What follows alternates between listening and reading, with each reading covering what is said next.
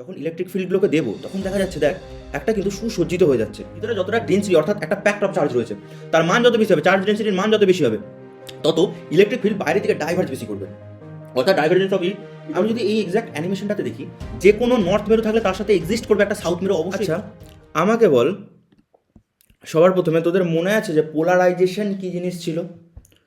Polarisation মনে আছে তোদের? নর্মাল যে কোনো ম্যাটেরিয়াল ক্ষেত্রে আমরা যদি দেখি, সেখানে আমরা দেখি যে ইলেকট্রন এবং প্রোটন সব মানে এমনভাবে থাকে যাতে পুরো ম্যাটেরিয়ালটা নিস্তরিত হতো। অর্থাৎ যতগুলো প্রোটন আছে ততগুলো নিউট্রন আছে, এর মধ্যে তো বিভিন্ন ম্যাটেরিয়াল আছে, যতগুলো পজিটিভ দেখছিলাম ততগুলো নেগেটিভ, এরকম এরকম করে থাকে আমাদের, যে পজিটিভ নেগেটিভ এরকম থাকে, ওরা সিরিয়ালি থাকে না, এদিক ওদিক করে থাকে।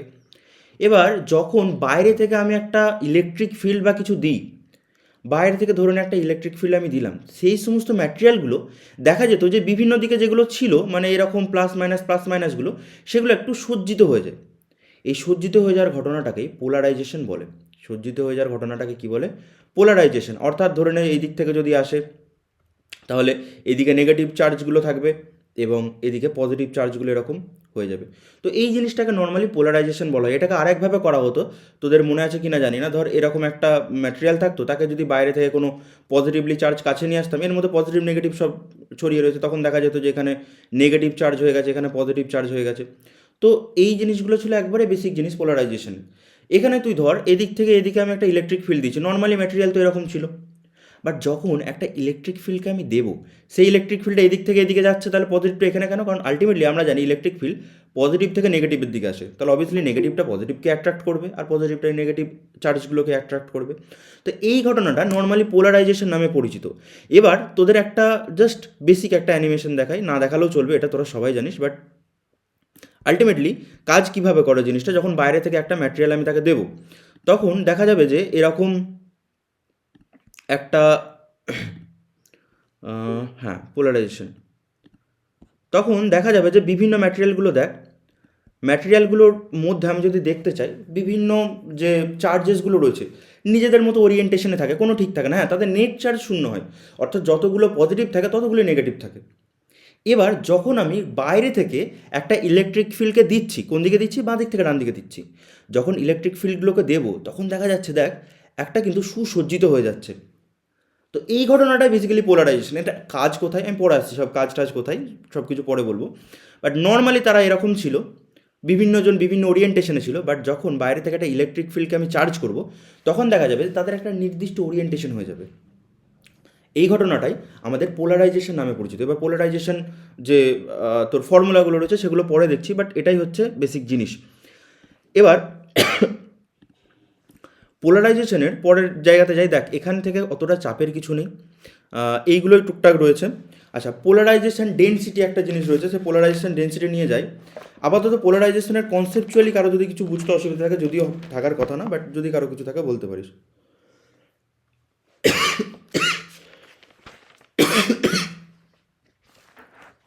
কারো কিছু ডাউট আছে? কনসেপ্টে কারো কিছু ডাউট থাকলে বল।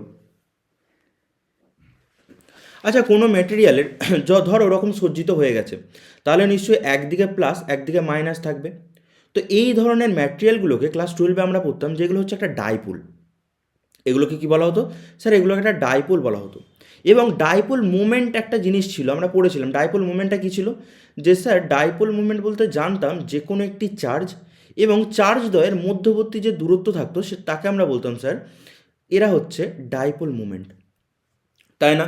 এবার পোলারাইজেশন ডেন্সিটি যে জিনিসটা, সেটা হচ্ছে পোলারাইজেশন ডেন্সিটি হচ্ছে dipole moment per unit volume. কি? ডাইপোল মোমেন্ট, এটা স্মল, ঠিক আছে, ডাইপোল মোমেন্ট আমি লিখে দিচ্ছি, dipole moment per unit volume, মানে একক ভলিউমে যতটা ডাইপোল মুভমেন্ট হবে তার পোলারাইজেশন ডেন্সিটি বা পোলারাইজড ডেন্সিটি তত বেশি হবে। তার কারণ ডাইপোল মুভমেন্ট, তুই ভাব একটা নির্দিষ্ট ভলিউমের মধ্যে যত বেশি সংখ্যক ডাইপোলগুলো সাজিয়ে রয়েছে সেটাই হয়ে যাবে তার পোলারাইজেশন। এবার পোলারাইজেশন বেশি অর্থ হচ্ছে একক তোর ভলিউমে অনেক বেশি পরিমাণে ডাইপোলগুলো সজ্জিত রয়েছে, এটাই তার মানে। তাহলে এখান থেকে আমি পাবো যে Q dot D by volume V. আচ্ছা এবার কিউ ডট ডি ভলিউমের জায়গায় আমি কি লিখতে পারি, যে এ ইন্টু ডি, এ হচ্ছে ক্ষেত্রফল, ডি হচ্ছে তার মানে যে এরিয়াটা আমি ধরছি তার মধ্যবর্তী যে ডিস্ট্যান্সটা। তখন এটা পড়ে থাকবে কিউ বাই এ। অনেক সময় এই কিউ বাই এটাকে দেখ ক্ষেত্রীয় ঘনত্ব বলে ধরা হতো, আধানের ক্ষেত্রীয় ঘনত্ব পড়েছিলি না? এটাকে বলা হতো কি সারফেস চার্জ ডেন্সিটি, আমরা পড়ে এসেছিলাম ক্লাস 12-এ। এটাকে বলা হতো সারফেস, কেন? কারণ একক ক্ষেত্রফলে যতটা আধান থাকে তাকে বলা হয় সারফেস চার্জ ডেন্সিটি। আমাদের কিন্তু ফর্মুলাগুলোকে লাগবে পরে গিয়ে। তো পোলারাইজেশন পি, পোলারাইজেশন একটা ভেক্টর, ঠিক আছে, ইকুয়াল টু কত পাওয়া যেত? সিগমা পি এবং ডট, এটা একটা দিক বোঝাতে আমাকে এন ক্যাপ ইউজ করতে হবে। বা আমি ধরতে পারি যে সিগমা পি, এটাকেও ধরা যায় যে sir sigma P equal two P dot N cap, এটাই বরং বেশি ভালো, কারণ এটা ভেক্টর রাশি হয়ে যাচ্ছে। ছাড়ো, এটাই হয়ে যাবে আমাদের sigma P equal two P dot N cap, যেখানে পি হচ্ছে আমাদের পোলারাইজেশন ডেন্সিটি। হয়েছে? এটা গেল কোনো মেটেরিয়াল পোলারাইজেশন সূত্র। আচ্ছা, এবার আছে সাবসেপ্টিবিলিটি। সাবসেপ্টিবিলিটির বাংলাটা আমি ভুলে গেছি, কী ছিল জানো ওটা? সাবসেপ্টিবিলিটির বাংলাটা কী ছিল? যাকে মনে পড়ছে না আমার, যারা কেউ একজন কিছু বলছে বোধ হয়, অয়নব। আচ্ছা যাকে, সাবসেপ্টিবিলিটি কথাটা কি, সাবসেপ্টিবিলিটি কি বলছে দেখ, সেটা বলছে electric susceptibility of a material is defined as the ratio of electric polarization produced in the material to the applied electric field. অর্থাৎ যে ইলেকট্রিক ফিল্ডটা আমাদেরকে অ্যাপ্লাই করা রয়েছে পার ইউনিট ইলেকট্রিক ফিল্ডে যতটা পোলারাইজেশন হয়ে যাচ্ছে, অর্থাৎ এক্সটার্নাল ইলেকট্রিক ফিল্ডটা। আমি অ্যানিমেশনেও দেখছিলাম যখন বাইরে থেকে ইলেকট্রিক ফিল্ডটাকে আমরা দিচ্ছিলাম, সেই ইলেকট্রিক ফিল্ডটা দেওয়ার সাথে সাথে পোলারাইজেশন ঘটছিল, অর্থাৎ ম্যাটেরিয়ালগুলো সজ্জিত হয়ে যাচ্ছিল। এবার এই ঘটনাটা যখন ঘটছে, আমি বলছি যে পার ইউনিট ইলেকট্রিক ফিল্ডে, এক্সটার্নাল ইলেকট্রিক ফিল্ডে যতটা পোলারাইজেশন ঘটছে সেটাকে আমরা বলবো ইলেকট্রিক সাবসেপ্টিবিলিটি। সাবসেপ্টিবিলিটি অর্থাৎ হচ্ছে কতটা ভালো পোলারাইজড হচ্ছে ম্যাটেরিয়ালটা। এটা তুই ম্যাগনেটিক সাবসেপ্টিবিলিটিও কিন্তু পরে পাবো, জাই এম ধরতে হয় এটাকে। এখানে ইলেকট্রিক সাবসেপ্টিবিলিটি হচ্ছে জাই ই ধরবো। জাই কি বোঝায়? যে কতটা ভালো ম্যাটেরিয়ালটা পোলারাইজড হচ্ছে পার ইউনিট ইলেকট্রিক ফিল্ড যখন প্রয়োগ করা হচ্ছে তখন। হয়েছে? তো এটাই বলছে the response of bound charges. ঠিক আছে, এটা বাদ দে, এই দুটো ইন্ডিকেট করছে। আচ্ছা, এবার আসছে আমাদের ডাই ইলেকট্রিকে। যখন আমরা ম্যাটেরিয়াল নিয়ে পড়েছিলাম, তোদের মনে আছে কি জানি না, ক্লাস 12-এ যখন পড়েছিলাম তখন নর্মালি পড়তাম যে স্যার একটা যে কোনো মেটালের ক্ষেত্রে যদি চার্জ থাকে, মানে মেটালকে যদি চার্জ দেওয়া হয় তাহলে ভিতরে কোনো চার্জ থাকে না, চার্জ সারফেসে চলে আসে। এটা আমরা পড়েছিলাম না, যে যদি কোনো ম্যাটেরিয়ালকে স্যার চার্জ দেওয়া হয় চার্জটা বাইরে চলে আসে। এবার সেই স্পেয়ার থেকে আর দূরত্ব আমাদের ইলেকট্রিক ফিল্ড বের করতাম, যে ই ইকুয়াল টু কে ইন্টু বা 1/4 চার্জ বাই আর স্কোয়ার, এরকম করতাম আমরা। কিন্তু একটা জায়গায় এরকমও পড়েছিলাম যে একটা স্ফিয়ারের মধ্যে ইলেকট্রিক ফিল্ড, তোদের মনে পড়ছে কি জানি না, কিন্তু এটা পড়েছিলাম। তখন আমরা এখানে একটা গাউসিয়ান তল কল্পনা করে নিতাম ভিতরে। কিন্তু একটা জিনিস আমাকে বল, যদি চার্জ ভিতরে এক্সিস্টই না করে বাইরে চার্জ চলে আসে, তাহলে যে কোনো ভিতরে তো ইলেকট্রিক ফিল্ড সবসময় জিরো হওয়ার কথা, কিন্তু সবসময় আমরা জিরো পেতাম না, কারণ এই যে ম্যাটেরিয়ালটাকে আমরা নিয়েছিলাম যার ভিতরে ইলেকট্রিক ফিল্ড বের করতাম, সেটা একটা ডাই ইলেকট্রিক ছিল। আমি আসছি, সেটা একটা ডাই ইলেকট্রিক ছিল। তো যখনই আমরা ইলেকট্রিক বা ম্যাগনেটিজম নিয়ে কথা বলবো, তখন দুটো ম্যাটেরিয়াল সম্পর্কে আমাদের জানতে হবে, তিনটে বেসিক্যালি। একটা হচ্ছে কন্ডাক্টর, যেগুলো আমরা পড়েছিলাম কন্ডাক্টর, একটা হচ্ছে ইনসুলেটর, আর একটা ছিল ডাই ইলেকট্রিক। ক্লাস 12-এ প্রথম শুরুতেই এটা পড়ানো হয়, কন্ডাক্টর, ইনসুলেটর এবং ডাই ইলেকট্রিক। কন্ডাক্টর কি? যেখানে ফ্রি চার্জেস থাকবে। কন্ডাক্টর হচ্ছে ফ্রি চার্জেস থাকবে, অর্থাৎ এই যে ম্যাটেরিয়ালটার মধ্যে আমি দিয়েছি ইলেকট্রনগুলো, সেগুলো দেখা যাবে যে ইলেকট্রন বা যাই হোক আর কি পজিটিভ চার্জ, সেটা দেখা যাবে যে কী হবে, সারফেসে চলে আসে, তার কারণ ভিতরে এক্সিস্ট করতে পারে না, তারা ফ্রি চার্জেস। এগুলো ছিল কন্ডাক্টর। ইনসুলেটর কি? যার মধ্যে কোনো ফ্রি চার্জেসই নেই, সে কোনো রকমভাবে ইলেকট্রিসিটি এদিক থেকে ওদিক নিয়ে যাবেই না, অর্থাৎ এখানে আমি চাইলে তার দিয়ে কানেক্ট করে দিয়ে প্লাস পজিটিভ চার্জটা অন্য কোথাও লো পোটেনশিয়ালে চলে যেতে পারে। বাট ইনসুলেটর যেরকম হচ্ছে পাথর, কাঠ, এই জিনিসগুলো, এগুলো তো কোনো ফ্রি চার্জেস থাকেই না। তার মাঝামাঝি একটা ছিল ডাই ইলেকট্রিক। ডাই ইলেকট্রিক জিনিসটা কী ছিল? ডাই ইলেকট্রিকটা এরকম ছিল যে তার মধ্যে কোনো ফ্রি ইলেকট্রন নেই, অর্থাৎ তার মধ্যে কোনো ফ্রি চার্জেস নেই যেগুলো বাইরে আসতে পারে, বাট তার মধ্যে কিছু বাউন্ড চার্জেস ছিল, অর্থাৎ তার ভিতরে কিছু চার্জেস থাকতে পারত। যখন তাদেরকে পোলারাইজড করা হতো তখন তারা সুসজ্জিতভাবে এরকম সাজিয়ে যেতে পারত। তো এই ধরনের ম্যাটেরিয়ালগুলোর বাইরে কোনো চার্জেস আসতো না ঠিকই, কিন্তু তার ভিতরে চার্জেস থাকতে পারত। এই ধরনের ম্যাটেরিয়ালগুলোকে আমরা বলতাম যে ডাই ইলেকট্রিক ম্যাটেরিয়াল। এরা যেরকম, এর কিছু এক্সাম্পল আছে, যেরকম কাঁচের ক্ষেত্রে হতে পারে, অভ্রর ক্ষেত্রে হতে পারে, এগুলো হচ্ছে ডাইইলেকট্রিক ম্যাটেরিয়াল। বোঝা গেল? কন্ডাক্টর মানে যখন চার্জ সারফেসে চলে আসতে পারবে, সেই সারফেস থেকে অন্য লো পোটেনশিয়ালে চার্জ বহন করবে, তারা ছিল কন্ডাক্টর। ইনসুলেটর, যেখানে কোনো এরকম ফ্রি চার্জেস থাকবেই না, ভিতরে কোনো কোনো কোথাও তো নিয়ে যেতে পারবেই না। বা ডাইইলেকট্রিক ছিল তার মাঝামাঝি, সে বাইরে চার্জ তো নিয়ে যেতে পারবে না, কিন্তু সে পোলারাইজ ঘটাতে পারবে, পোলারাইজেশন ঘটাতে পারবে সে, অর্থাৎ তার ভিতরে কিন্তু চার্জেস থাকতে পারে। তাহলে বলবি যে স্যার যদি পোলারাইজেশন হতে পারে, আমি যদি চার্জের মানটা বাড়িয়ে দিই, আমি যদি বাইরে থেকে যে ইলেকট্রিক ফিল্ডটা দিচ্ছিলাম সেটা প্রচুর মানে দিয়ে দিলাম, তাহলে স্যার কী হবে? এ তো ভেঙে যাওয়ার কথা। সেটাই হয়, যদি খুব বেশি পরিমাণে ইলেকট্রিক ফিল্ড দেওয়া হয়, তাহলে এরা যে সজ্জিত হয়ে যাচ্ছে না, এরা আলটিমেটলি বাইরে চলে আসবে ইলেকট্রনগুলো। ঠিক আছে, এটা হচ্ছে ডাই ইলেকট্রিক ব্রেকডাউন বলে এটাকে, দরকার নেই তোদের, বাট তাও বলে দিচ্ছি। এই ঘটনাটাকে বলা হয় ডাই ইলেকট্রিক ব্রেকডাউন। তখন সেটা একটা কন্ডাক্টরের মতো কাজ করবে, ডাই ইলেকট্রিক। বোঝা গেল?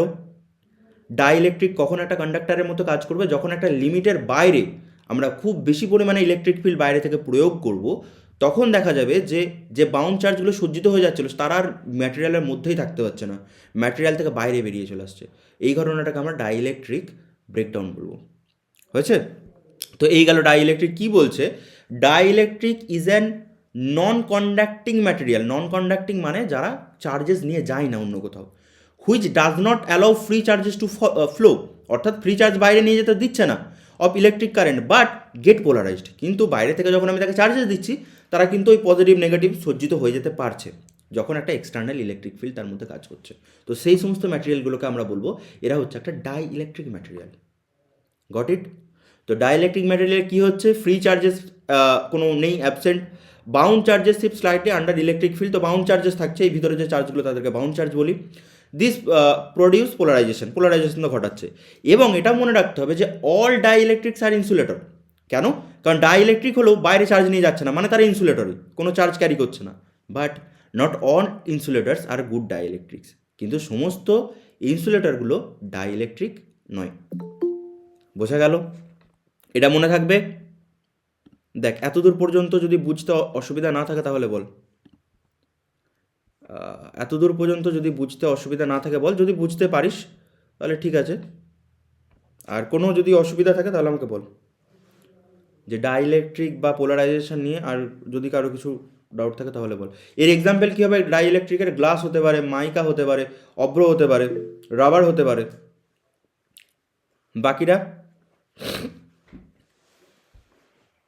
বাকিরা যদি কিছু প্রবলেম থাকে তো বল। কারো কিছু প্রবলেম আছে এখান পর্যন্ত? এখানে এইগুলোই রয়েছে, আলাদা কিছুই নেই। যতক্ষণ না ম্যাক্সওয়েলস ইকুয়েশনে যাচ্ছে ততক্ষণ এই কনসেপচুয়ালি এগুলোই রয়েছে। ঠিক আছে, আচ্ছা সুমিত, সায়ন, ঠিক আছে। এবার ডাইইলেকট্রিক কনস্ট্যান্ট বা রিলেটিভ পারমিটিভিটি, এই জিনিস, আচ্ছা এখানে একটা জিনিস তাও বলে দিই। পোলার নন পোলার ডাইইলেকট্রিক, পোলার ডাইইলেকট্রিক কী জিনিস আর নন পোলার কী জিনিস?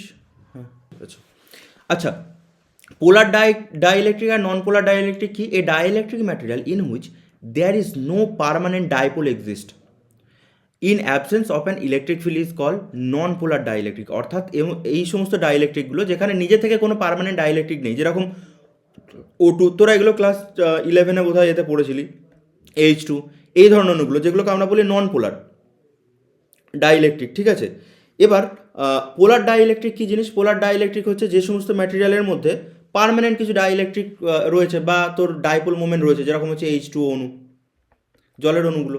এই ধরনের অণুতে কী হয় যে অক্সিজেন স্লাইটলি চার্জ থাকে, নিচে হাইড্রোজেন স্লাইটলি চার্জ থাকে, এগুলো হচ্ছে পোলার ডাইইলেকট্রিক। বাইরে থেকে আমি যদি ইলেকট্রিক ফিল্ড না দিই তাও কিছুটা ডাইপোল মোমেন্ট তাদের থাকবে। এদেরকে যদি বাইরে থেকে ইলেকট্রিক ফিল্ড না দিই তাহলে কিন্তু কোনো রকম ডাইপোল মোমেন্ট এদের থাকবে না, এক্সিস্টই করবে না। ঠিক আছে, এগুলো হচ্ছে পোলার আর নন পোলার কিছু ডাইইলেকট্রিকের উদাহরণ। কি কেটে যাচ্ছে আবার? আচ্ছা, আমার এখানে রিপিট হচ্ছে কথা। আচ্ছা, ডাইইলেকট্রিক কনস্ট্যান্ট কি? এগুলো তোরা পড়ে এসেছিলি। ধর আমি একটা বাইরে থেকে একটা ক্যাপাসিটার নিলাম, নর্মাল একটা ক্যাপাসিটার নিয়েছি, ঠিক আছে, তাকে চার্জ কানেক্ট করেছি, এটা ধর পজিটিভ করেছি, এটাকে নেগেটিভ করেছি। এবার যে কোনো ক্যাপাসিটারের ক্ষেত্রে আমরা জানি যে ক্যাপাসিট্যান্স সি কত হয়? Epsilon naught A by D, যদি এটা ফ্রি স্পেস থাকে। ফ্রি স্পেসের ক্ষেত্রে আমরা জানি ক্যাপাসিট্যান্স কত হয় এটা। এবার সি নট ধরে নে, যদি এখানে অন্য কোনো ডাই ইলেকট্রিক ম্যাটেরিয়াল দিয়ে, সবসময় জানবি যে কোনো ক্যাপাসিটরের মধ্যে ডাই ইলেকট্রিক ম্যাটেরিয়ালই দেওয়া হয়, কোনো রকম কন্ডাক্টরও দেওয়া হয় না এবং কোনো রকম ইনসুলেটরও দেওয়া হয় না, এখানে একটা ডাই ইলেকট্রিক ম্যাটেরিয়াল থাকে, ধর অভ্র বা কাঁচ কিছু একটা দিয়েছি। তো তার ক্ষেত্রে এপসিলনের মানটা অর্থাৎ পারমিটিভিটিটা চেঞ্জ হয়ে যায়, দিয়ে এপসিলন নট হয়ে গেছে A/D হয়েছে।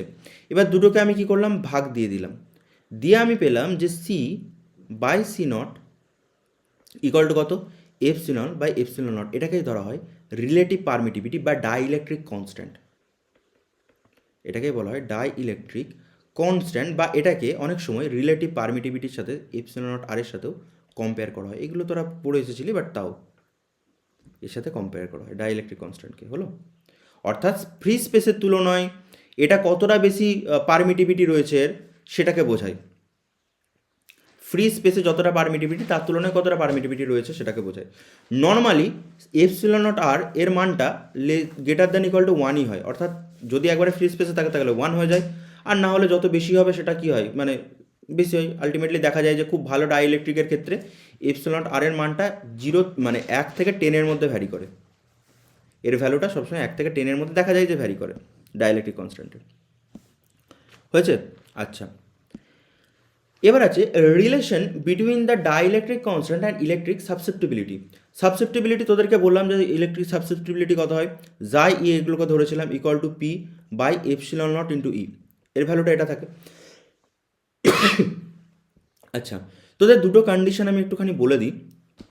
ধরে নে নর্মাল, দাঁড়া একটু,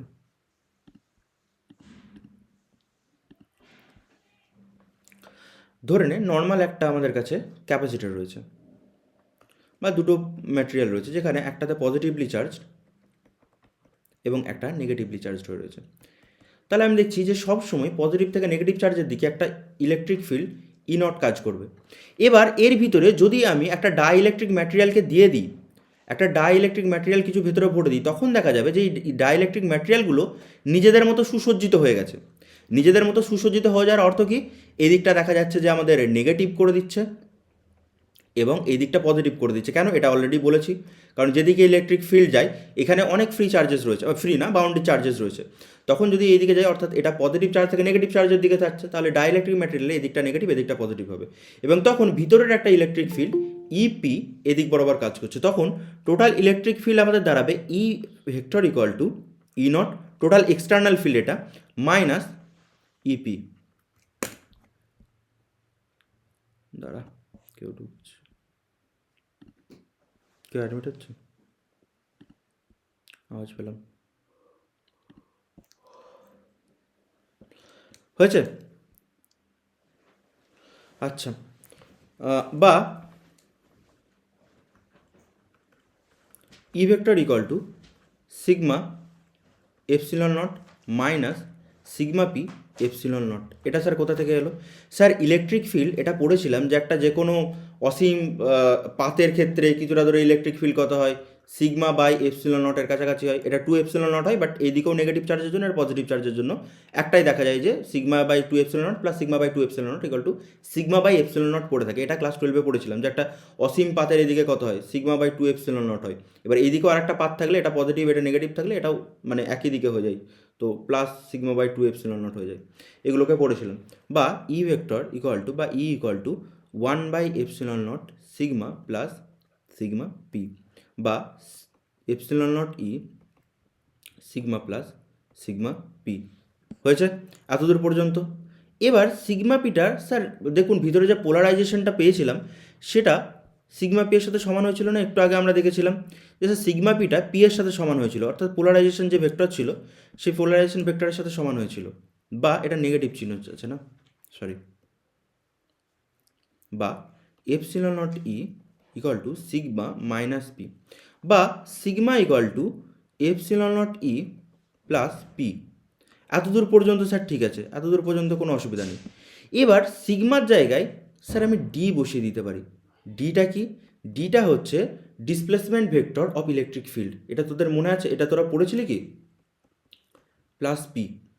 সিগমার জায়গায় সিগমা ইকুয়াল টু ডি কোথা থেকে পেলাম, এটা কি পড়েছিলি তোরা? এটা এরকমভাবে ছিল যে E dot DS equal to Q by epsilon naught, বা ওহো তোদের এটা তো করা হয়নি, ঠিক আছে যাই হোক হয়ে যাবে, এটা আপাতত বুঝতে পারবি। ইডিএস ইকুয়াল টু, আচ্ছা এপসিলন নটটাকে স্যার এদিকে পাঠিয়ে দিতে পারি কিউ, আবার কিউ এর জায়গায় ইকুয়াল টু দিতে পারি স্যার রো ডিভি বা সিগমা ডিএস, যাই দিই sigma DS equal sigma DS. কেন স্যার সিগমা ইকুয়াল টু আমি পেয়েছিলাম কিউ বাই এ, মানে একক মানে আধানের তলমাত্রিক ঘনত্ব কত হয়, চার্জ বা আয়তন, বা Q equal to sigma into A. এবার এটা খুব মানে অল্প অল্পর জন্য কি করেছিলাম, এটাকে ডিএস করে ইন্টিগ্রেট করে দিয়েছিলাম, সেটাই তো করেছি, Q equal to sigma dot DS. এবার epsilon naught E dot DS close line integral equal to, এটার জায়গায় আমি লিখতে পারি close line integral sigma dot DS. এটা করতেই পারি, দেখ এতদূর পর্যন্ত ক্লিয়ার কিনা হয়েছে। এবার সিগমা সরি এপসিলন নট ইটাকে আমরা ডি ধরি, এটাকে বলে displacement vector of electric field, এটাকে বলা হয় displacement vector of electric field, এটাকে বলা হয় displacement vector of electric field, বা D dot DS equal to integration sigma DS, বা আমি এটাকে কম্পেয়ার করে বলতে পারি, তুলে দিয়ে না কম্পেয়ার করে বলতে পারি ডিটা ইকুয়াল টু সিগমা।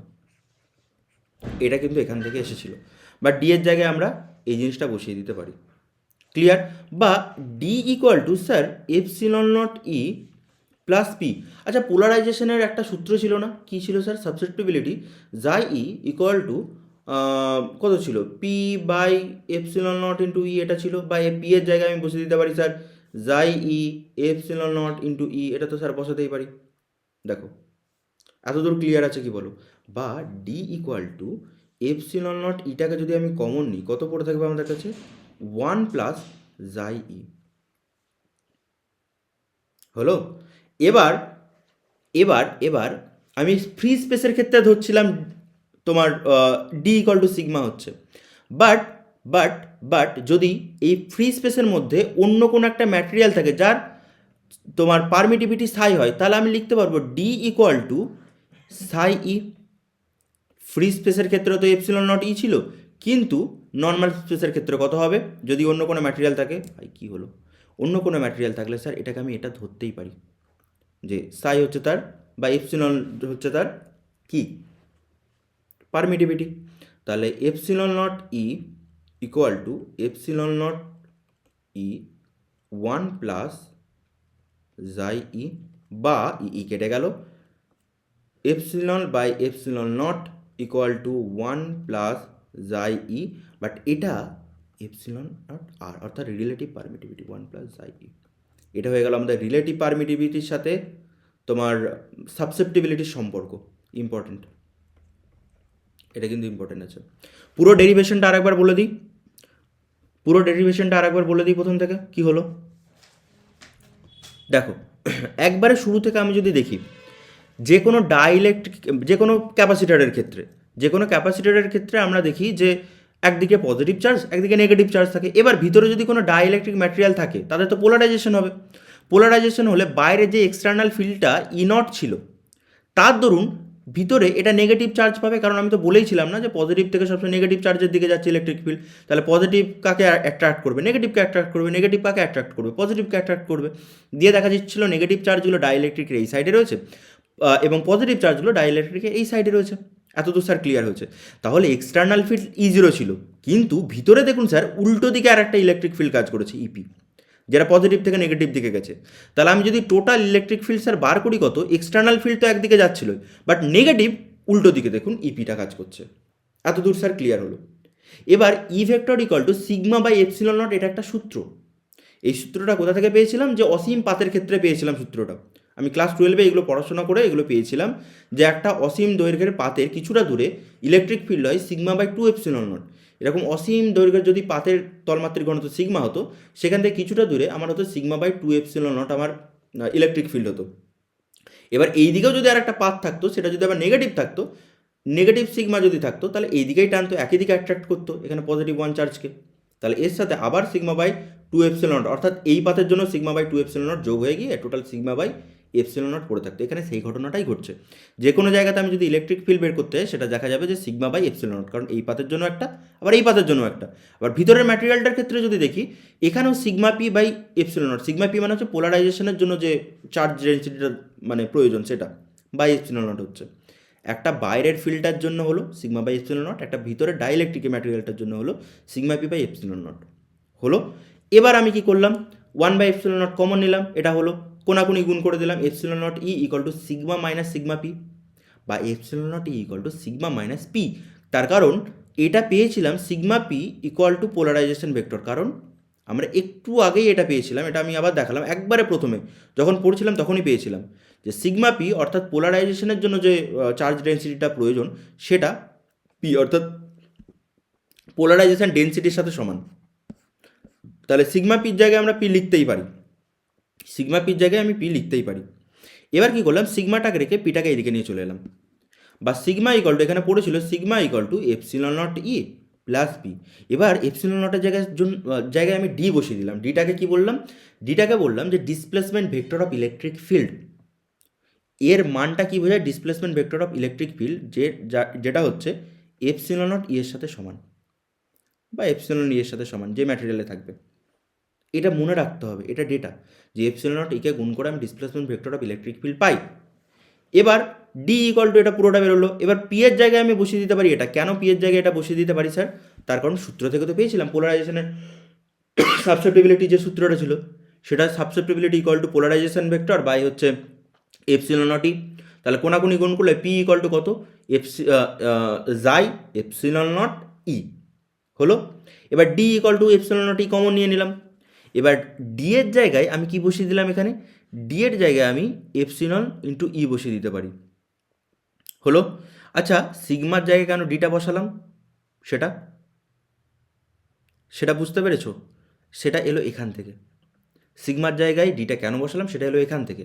দেখো আমরা জানি গসের সূত্রানুসারে E dot DS equal to Q by epsilon naught, epsilon naught গুণ হলো এদিকে। এবার কিউ ইকুয়াল টু আমরা লিখতে পারি সিগমা ডট ডিএস, কারণ একক ক্ষেত্রফলে যতটা চার্জ নিয়ে যায় সেটাই তার হয় চার্জ ডেন্সিটি।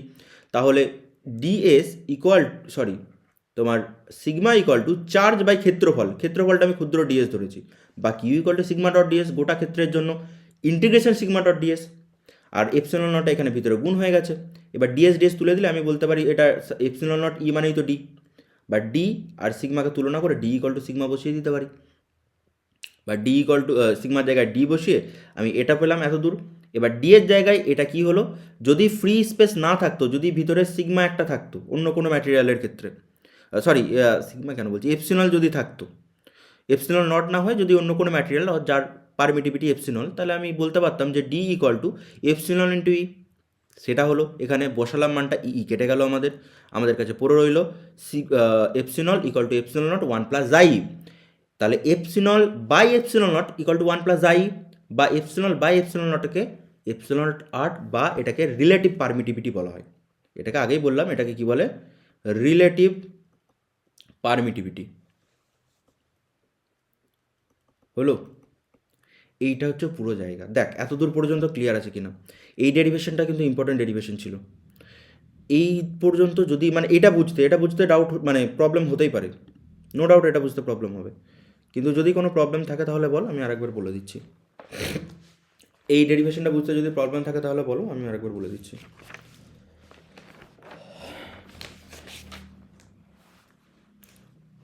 যদি বোঝা যায় তাহলে বল, আমি নেক্সট যাচ্ছি।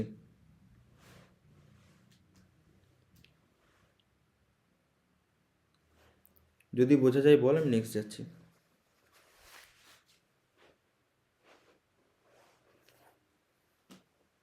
ঠিক আছে, বাকিরা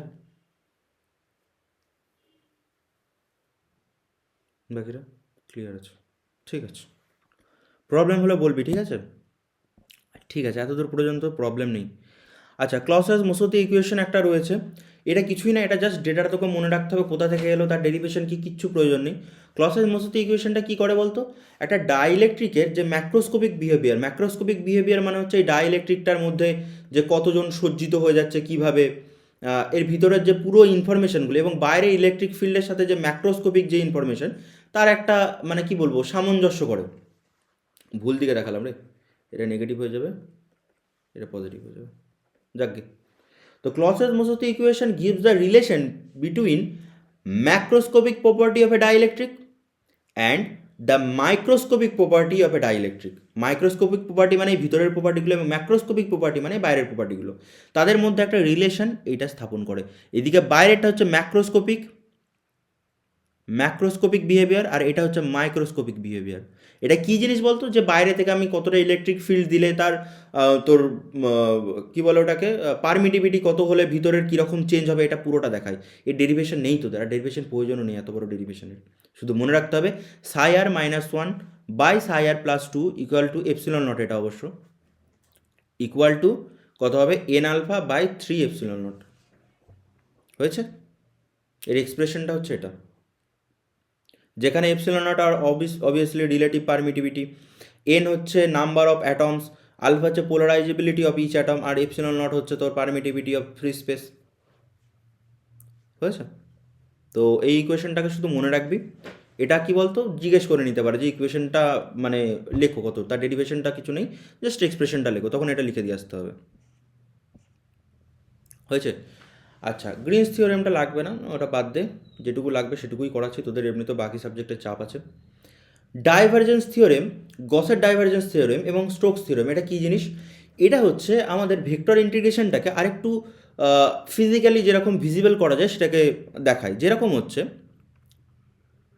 ধরে নে closed line integration A dot DS equal to লেখা যায় divergence of A into dv. কী বললাম? A dot DS equal to divergence of A dv, এটাকে এইভাবে ফরমেশনে লেখা যায়। তার প্রুফটা তোদের নেই, লাগবেও না, জাস্ট ম্যাক্সওয়েল ইকুয়েশনের ক্ষেত্রে দরকার বলে দিচ্ছি। Divergence of A ds equal to কী লাগে, A dot DS equal to লাগে ডাইভারজেন্স অফ এ ডিভি। এটা বোঝায় কি? এটা বোঝায় কোনো ক্ষেত্রের মধ্যে দিয়ে যে ভেক্টর আছে সেই ভেক্টরের যে মানে কি বলবো, এটা হচ্ছে তল মানে ধর ক্ষেত্রীয় ভেক্টর ডিএস ভেক্টর আর এটা এ ভেক্টর, তাদের যে মানটা হয় সেটা হচ্ছে কোনো ফ্রি স্পেসে মানে ভিতরে যেটা প্রডিউস হয় সেই প্রডিউসের ডাইভারজেন্সের মানের সাথে সমান। অর্থাৎ গোটা ভলিউমে যদি ডাইভারজেন্স করি আমি কি পাবো, এই ভ্যালুটা পাবো। আচ্ছা, এটাকে আরেকটা ভাবে বলা যায় যেটা হচ্ছে what produce inside expand outside. অর্থাৎ ভিতরে যেটা প্রডিউস হচ্ছে সেটা পুরো ক্ষেত্রের মধ্যে দিয়ে বাইরে দিকে বেরোবে, এটা জাস্ট বোঝায় এর মধ্যে দিয়ে যে A dot DS equal to divergence of A dV. অর্থাৎ ডাইভারজেন্স এ মানে হচ্ছে যে এ ভেক্টরটা কতটা ডাইভার্জ করছে, ডিভি মানে পুরো ভলিউমটার মধ্যে, সেটা কত হবে equal to A dot DS. অর্থাৎ প্রত্যেকটা ভেক্টরের ক্ষুদ্র ক্ষুদ্র আমি যদি ডিএসগুলোকে গুণ করে যাই তাদের ইন্টিগ্রেশনের সময়, অর্থাৎ পুরো খোলকটার এর সমান। এইটা একটা ইকুয়েশন আছে। আরেকটা হচ্ছে স্টোকস থিওরেম। স্টোকস থিওরেমটা বলছে A dot DR equal to curl of A DS. অর্থাৎ এটা হচ্ছে তো সারফেস ইন্টিগ্রেশন, এটা ভলিউম ইন্টিগ্রেশন, এটা লাইন ইন্টিগ্রেশন, আর এটা হচ্ছে সারফেস ইন্টিগ্রেশন। হলো, অর্থাৎ কোনো আমি কি বলতে পারি যে একটা লাইন ইন্টিগ্রেশন মানে একটা ধর এ এদিকে রয়েছে, এ ডিআর ডিআর করে আমি গুণ করে করে যাচ্ছি, এর এই গোটাটার যে ইন্টিগ্রেশন হবে সেটা হবে কার্ল অফ এ, অর্থাৎ এর যে ঘূর্ণনটা তার পুরো ক্ষেত্রের মধ্যে ঘূর্ণনটার সাথে সমান। এটাকে আলাদাভাবে আর কীভাবে বলবো ফিজিক্যালি, এটার মানেই এটা। এই দুটোকে শুধু মনে রাখতে হবে। এটা হচ্ছে আমাদের ডাইভারজেন্স থিওরেম, এটা হচ্ছে স্টোকস থিওরেম। হলো, ডাইভারজেন্স থিওরেমটা তাহলে কি বলছে, এ ডট ডিএস, খুব মনে রাখবি কিন্তু এটা লাগবে, এক্ষুনি লাগবে আমাদের, A dot DS equal to divergence of ADV, আর A dot DR equal to curl of ADS. হলো, এটা কি করে বলতো, একটা সারফেস ইন্টিগ্রেশনকে ভলিউম ইন্টিগ্রেশনে কনভার্ট করে, বা একটা লাইন ইন্টিগ্রেশনকে সারফেস ইন্টিগ্রেশনে কনভার্ট করে। হয়েছে?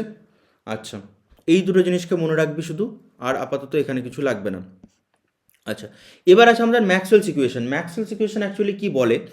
ম্যাক্সওয়েলস ইকুয়েশন আমাদেরকে বলে যে ইলেকট্রিসিটি, যেটা আমরা আগেতে জানতাম যে electricity and magnetism are two different things, but Maxwell বলছে যে না, দুজনে একটাই। মানে ইলেকট্রিসিটি ম্যাগনেটিজম যেন একটাই কয়েনের দুটো দিক, অর্থাৎ তাদের মধ্যে একটা রিলেশন আছে। সেই রিলেশনটা ম্যাক্সওয়েল বার করেছিল। এবার ম্যাক্সওয়েলের আগে যারা কাজ করে গিয়েছিল তাদেরই ইকুয়েশনগুলোকে সে নিয়ে কাজ করেছিল, অর্থাৎ 3-4টে ইকুয়েশনকে এক কাজে করেছিল, দিয়ে বলেছিল যে এইগুলো হচ্ছে ম্যাক্সওয়েলস ইকুয়েশন। টোটাল 4টে ম্যাক্সওয়েলসের ইকুয়েশন রয়েছে। তার মধ্যে প্রথমটা হচ্ছে divergence of E equal to হচ্ছে রো বাই এপসিলন নট।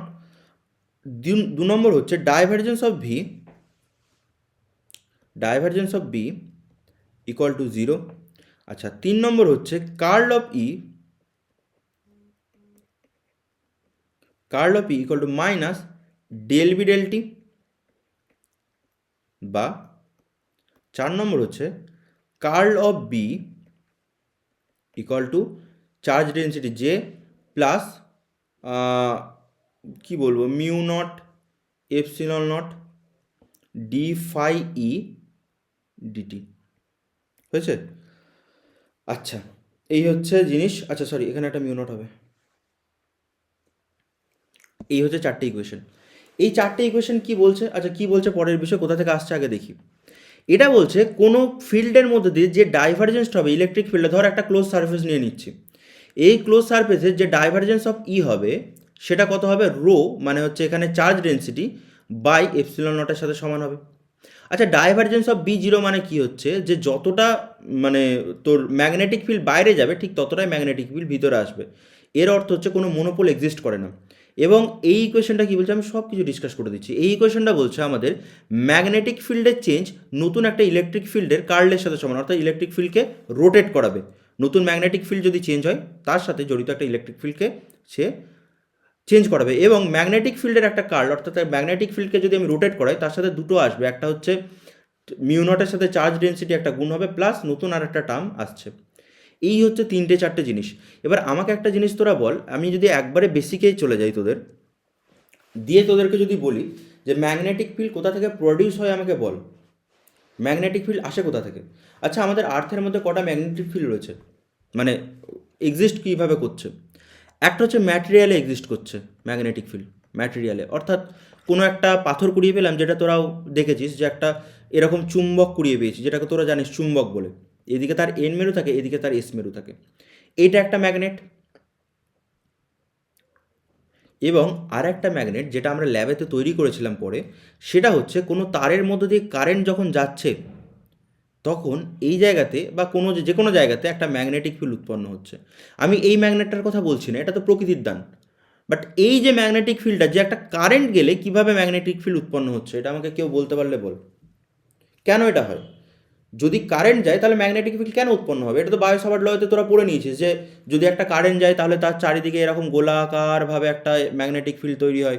কিন্তু সেটা কেন হয়? বিভিন্ন দিকে বিভিন্ন সার্কেলে হয়। কেন সেটা হয় আমাকে বল। কারো কি জানা আছে এই জিনিসটা? নর্মালি যখন আমরা প্রথম চ্যাপ্টারে পড়েছিলাম ক্লাস 12-এর, যে একটা চার্জ থাকলে কিউ তার অনেক দিকে মানে চারদিকে ইলেকট্রিক ফিল্ড তৈরি হয়, সেই চার্জটা যখন মুভ করছে একটা তারের মধ্যে দিয়ে তখন বলি যে কারেন্ট মুভ করছে, পজিটিভ কিউ চার্জ। আবার যখন কারেন্ট যাচ্ছে তখন আমি বলেছিলাম যে এইদিকে একটা ম্যাগনেটিক ফিল্ড তৈরি হচ্ছে রে। কিন্তু এটা কেন তৈরি হবে? ম্যাগনেটিক ফিল্ড কেন তৈরি কেন হয়?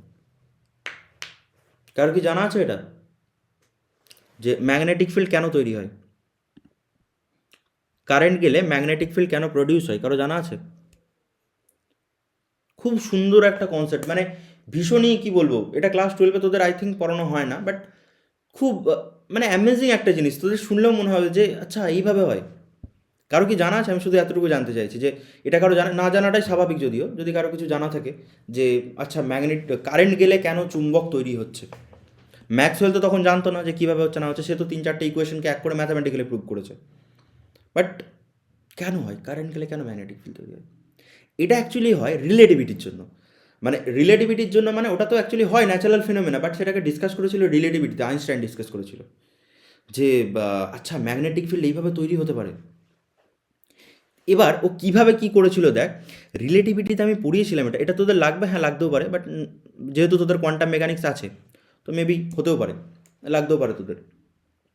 আচ্ছা, নর্মালি চার্জ যখন স্থির থাকছে, খুব ভালোভাবে বুঝবি কিন্তু, এটা ধর তারটা, যে তারের মধ্যে দিয়ে কারেন্ট যাচ্ছে, আমি ধরে নিতে পারি যে এখানে যতটা পজিটিভ চার্জ আছে মানে এই লাইনে যতগুলো ধর পজিটিভ চার্জ আমরা অ্যাকুমুলেট করছি বা ট্রান্সফার হচ্ছে, এদিকে ইলেকট্রনও ততগুলোই থাকবে পুরো তারটার মধ্যে, কারণ তারটার মধ্যে তো ম্যাটেরিয়াল আছে, তার মধ্যে ইলেকট্রনও রয়েছে, প্রোটনও রয়েছে। এবার যতটা পজিটিভ চার্জ থাকবে ততটাই নেগেটিভ চার্জ থাকবে।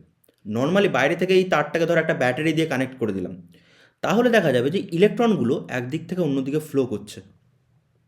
তুই যখন বাইরে আছিস তুই তখন দেখবি যে ইলেকট্রন একদিকে ফ্লো করছে, যতগুলো ইলেকট্রন আছে বা ততগুলোই প্রোটন আছে, কোনো অসুবিধা নেই, বা ততগুলোই পজিটিভ চার্জ আছে।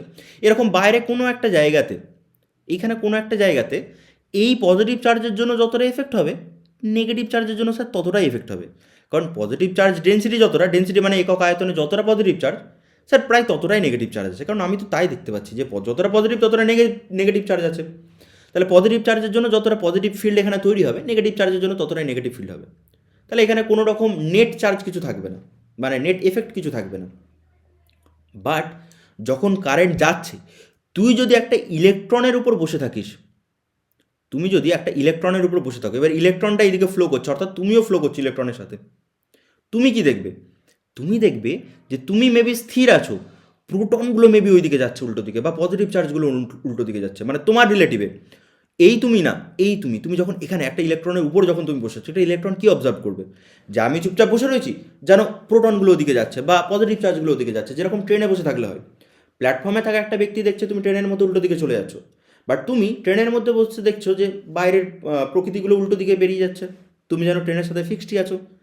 তাহলে এইটা হচ্ছে রিলেটিভ ভিশন। এবার এটার ক্ষেত্রে প্রবলেম কী হচ্ছে? আচ্ছা, চার্জের স্পিড তো প্রচুর বেশি হয়। চার্জের যদি স্পিড প্রচুর বেশি হবে, তুমি তো চুপচাপ দাঁড়িয়েছো, তুমি কিছু দেখতে পাচ্ছ না, তখন স্পিড প্রচুর বেশি, সামনের দিকে যে প্রোটনগুলো বা যে পজিটিভ চার্জগুলো এগোচ্ছিল, তাদের লেন্থ কন্ট্র্যাক্ট করে যাবে। আগের দিনই বলেছিলাম না যে খুব স্পিডে যাচ্ছে, আমরা যদি অবজারভার হই, কেউ যদি ট্রেনের মধ্যে বসে থাকে, সে যদি আলোর বেগের কাছাকাছি বেগে যায়, দেখা যায় যে ট্রেনের মধ্যে বসে থাকলে আমরা দেখবো ট্রেনটাকে 500 মিটারটা 50 মিটার হয়ে গেছে। অর্থাৎ আমাদের অবজারভেশনে মনে হবে যেন লেন্থটা কন্ট্র্যাক্ট করে গেছে। তাহলে এই যে ইলেকট্রনের উপর তুমি বসে আছো, তোমার অ্যাকর্ডিং এই একটা স্পেসের উপর অনেক কটা ইলেকট্রন, মানে অনেক কটা পজিটিভ চার্জ কন্ট্র্যাক্ট করে গেছে এখানে, মানে চেপে গেছে। তখন এখানে দেখো, যদি ইলেকট্রনের জন্য যতটা নেগেটিভ এফেক্ট ছিল, ঠিক এক্স্যাক্টলি পজিটিভ এফেক্টটা আরেকটু বেশি হবে সেখানে, ঠিক কি না? কারণ তোমার পার্সপেক্টিভে এখানে তো বেশি রয়েছে, তোমার এইটুকু এরিয়াতে এইটুকু ইলেকট্রন রয়েছে, বাট তোমার পার্সপেক্টিভে এইটুকু এরিয়াতে অনেক কটায় বেশি প্রোটন রয়েছে, পজিটিভ চার্জ রয়েছে। তাহলে দেখা যাবে যে এখানে নেগেটিভের জন্য যতটা এফেক্ট, পজিটিভের জন্য কিন্তু এফেক্টটা বেশি।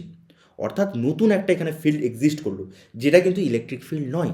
কারণ ইলেকট্রিক ফিল্ড হচ্ছিল তোমার পার্সপেক্টিভে, যতটা পজিটিভ ফিল্ড ততটাই নেগেটিভ ফিল্ড। বাট তুমি যখন ভিতরে চলে এলে, তখন তুমি দেখলে যে না, এটা তো হওয়া উচিত নয়, কারণ এখানে তো বেশি পজিটিভ চার্জের এফেক্ট ফেলবে।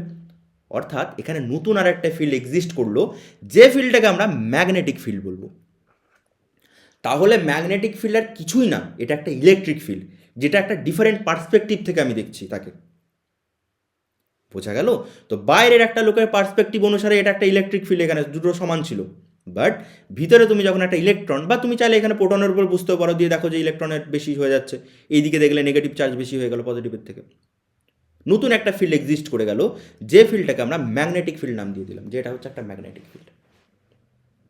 তো এইভাবে কারেন্ট গেলে ম্যাগনেটিক ফিল্ড একটা উৎপন্ন হয়। তাহলে কারেন্ট যখন শূন্য, অর্থাৎ এর মধ্যে দিয়ে যখন কোনো কারেন্ট যাচ্ছে না, তাহলে যতগুলো পজিটিভ চার্জ ততগুলো নেগেটিভ চুপচাপ বসে রয়েছে, তাদের কোনো প্রবলেমই নেই, কোনো ম্যাগনেটিক ফিল্ড নেই এখানে। তাই কারেন্ট যদি শূন্য হয়, কোনো ম্যাগনেটিক ফিল্ড থাকে না। কিন্তু কারেন্ট যদি হয়, অর্থাৎ যখন মুভ করতে শুরু করবে, তখন দেখা যাবে চারপাশে কী হয়, নতুন একটা ফিল্ড উৎপত্তি হয়ে যায়, তাকে আমরা ম্যাগনেটিক ফিল্ড বলি। এই হচ্ছে আইনস্টাইনের তোমার কি বলবো ডিসক্রিপশন, এইভাবে উনি বলেছিলেন, বা রিলেটিভিটির থ্রু দিয়ে এইভাবে ম্যাগনেটিক ফিল্ড এক্সিস্ট করেছিল বা উৎপত্তি হয়েছিল, মানে বোঝা গেছিল যে এইভাবে আছে। নাহলে কোনোভাবে কোনো সায়েন্টিস্টের কোনো ধারণাই ছিল না যতদিন পর্যন্ত ম্যাগনেটিক ফিল্ড তো তার আগেই হয়ে গেছে, ম্যাক্সওয়েল তো অনেক আগে দিয়ে গেছিলেন তার ইকুয়েশনসগুলো। বাট তখন লোকে জানতোই না যে ম্যাগনেটিক ফিল্ড কেন আসছে, কী জন্য উৎপত্তি হবে। লোকে শুধু বলতো, বায়োসাভার্ট বলতো, এ বলতো, সে বলতো, এতটা ম্যাগনেটিক ফিল্ড হবে। বাট আলটিমেটলি আইনস্টাইন আসার পর থেকেই কিন্তু আলটিমেটলি মানে প্রমাণ করতে পারলাম যে এই জন্য ম্যাগনেটিক ফিল্ডটা আসছে। ক্লিয়ার? তো এই গেল পুরো জিনিস, যে কেন কারেন্ট গেলে ম্যাগনেটিক ফিল্ড উৎপত্তি হয়। এর সাথে ম্যাক্সওয়েল ইকুয়েশনের সম্পর্ক আছে কি? আছে, বাট আগে তো বেসটা ক্লিয়ার হোক, তারপর ম্যাগনেটিক এদের পরে ঢুকবো। ঠিক আছে, এবার ম্যাক্সওয়েলস ইকুয়েশনগুলোকে নিয়ে ডেসক্রাইব করা যাক। ফার্স্ট লটা কি বলেছিল, যেটা হচ্ছে গস ল ছিল। আলটিমেটলি ম্যাক্সওয়েলস ইকুয়েশনের প্রথম যেটা, সেটা ছিল গস ল বা গাউসের সূত্র। ফার্স্ট লটা ছিল গস ল, যেটা আমরা একটুখানি ডিজাইন করে এটাকে লিখছিলাম, যে divergence of E equal to rho charge density by epsilon naught. But ultimately গাউসের সূত্র কী ছিল, এখানে প্রুফটা যদি আমি করি, যে গাউসের সূত্র ছিল E dot DS equal to sir Q enclosed, এটাকে বলতাম এনক্লোজড, অর্থাৎ একটা বদ্ধ তলের মধ্যে যতটা চার্জ আছে, বাই এপসিলন নট। হয়েছে? আচ্ছা স্যার, এটাকে আর কি করা যায় বলুন তো? আচ্ছা, কিউ এনক্লোজকে এরকম লেখা যায় না, যে Q enclose equal to rho DV volume integration. Sir এটা কিভাবে হচ্ছে? কারণ volume charge density equal to charge by আয়তন, এটা পেয়েছিলাম না, যে চার্জ ডেন্সিটি ইকুয়াল টু কি, ভলিউম মানে কিউ বাই ভি, এটা তো স্যার জানি। বা Q equal to rho into V, একটা ছোটো ক্ষুদ্র ক্ষুদ্র হলে রো ইন্টু ডিভি হয়ে যাবে, তাহলে কিউ এনক্লোজে এটা লেখা যায়। বা E dot DS equal to Q এনক্লোজের জায়গায় কত লিখতে পারি, 1/এপসিলন naught closed line integration rho DV volume integration. আবার ই ডট ডিএসকে স্যার আরেকটাভাবে লেখা যায়, ই ডট ডিএসকে কি, গাউসের যে ডাইভারজেন্স থিওরেম, সেখান থেকে স্যার এইটা লেখা যায়, E dot DS into DV equal to close line integration rho by epsilon naught into DV. এটা এইখানটা কীভাবে এলো মনে পড়ছে? একটু আগে ডিসকাস করেছি, E dot DS equal to এটা হয়, কোথায় গেল, এই যে Stokes, A dot DS equal to হচ্ছে ডাইভারজেন্স অফ এ ডিভি হয়, তাহলে E dot DS equal to কত, ডাইভারজেন্স অফ ই ডিভি হবে, E dot DS equal to divergence of E DV হবে। বা আমি দুদিকে কম্পেয়ার করে বলতে পারি যে sir divergence of E equal to rho by epsilon naught হবে। হলো, এটা হলো ফার্স্ট ল। এটার থ্রু দিয়ে বলছে কি স্যার, এটার থ্রু দিয়ে কি বলছে, এটার থ্রু দিয়ে বলছে আমাদের যে যতটা ভিতরে চার্জ ডেন্সিটি রয়েছে, ভিতরে যতটা চার্জ ডেন্সিটি রয়েছে ততটাই আমাদের কি হবে, এক মিনিট দাঁড়াও,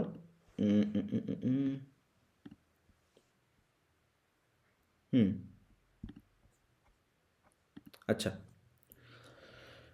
হ্যাঁ, ভেতরে যতটা ধরো একটা ক্লোজ সারফেসের ভিতরে যতটা চার্জ ডেন্সিটি রয়েছে ততটাই সে ডাইভার্জ করে যাবে, অর্থাৎ ইলেকট্রিক ফিল্ড ততটাই বাইরের দিকে ডাইভার্জ করবে যতটা ভিতরে কি থাকবে, চার্জ ডেন্সিটি রোটা থাকবে, রোর মান যত বেশি হবে, ডাইভারজেন্স অফ ই অর্থাৎ ই এর যার ডাইভারজেন্স মনে আছে তো, ফিজিক্যাল সিগনিফিকেন্স কি, যেন বাইরে থেকে এরকম চারিদিকে বেরিয়ে যাচ্ছে, সেটা তত বেশি হবে। আর যত নেগেটিভ হবে তত ওটাও ভিতর দিকে ঢুকবে। তো আলটিমেটলি এটা ধরো চার্জ ডেন্সিটি, ভিতরে যতটা ডেন্সিটি অর্থাৎ একটা প্যাকড অফ চার্জ রয়েছে, তার মান যত বেশি হবে, চার্জ ডেন্সিটির মান যত বেশি হবে, তত ইলেকট্রিক ফিল্ড বাইরের দিকে ডাইভার্জ বেশি করবে, অর্থাৎ divergence of E equal to rho by epsilon নটের মান হবে। এবার যদি এটা নেগেটিভ চার্জ হয়ে যায়, তাহলে ভিতর দিকে যাবে চার্জগুলো, এটা আমরা জানি, নেগেটিভ রো ইকুয়াল টু কত হবে, ডাইভারজেন্স অফ ই নেগেটিভ হয়ে যাবে সেই মানটা। বোঝা গেল? তো এই তো পুরো জিনিস, ফার্স্ট লটা গসের সূত্র বলে এটাকে ডাইভারজেন্সের। আচ্ছা কোথায় গেল,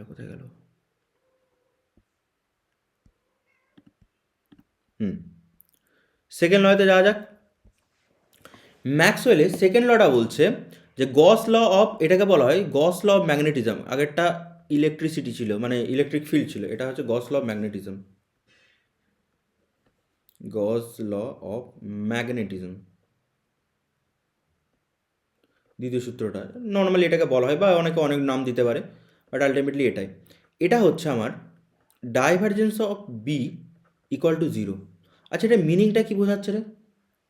ওটা যেরকম মিনিং বোঝাচ্ছিল যে একটা পজিটিভ চার্জ থেকে যে অনেক দিকে বাইরের দিকে ডাইভার্জ করছে, এইটা তার মানে বলছে যে কোনো ডাইভারজেন্স হবেই না, অর্থাৎ ম্যাগনেটিক ফিল্ডের কোনো ডাইভারজেন্স হবেই না। কেন হবে না ডাইভারজেন্স? কারণ আমরা জানি স্যার, ম্যাগনেটিক এরকম তো মনোপোল একটা এক্সিস্ট করতে পারে না স্যার, এটা নর্থ পোল, এখান থেকে দেখুন ম্যাগনেটিক ফিল্ড প্রচুর বেরিয়েছে, এটা হয় না, ম্যাগনেটিক মনোপোলের কোনো এক্সিস্টেন্স নেই।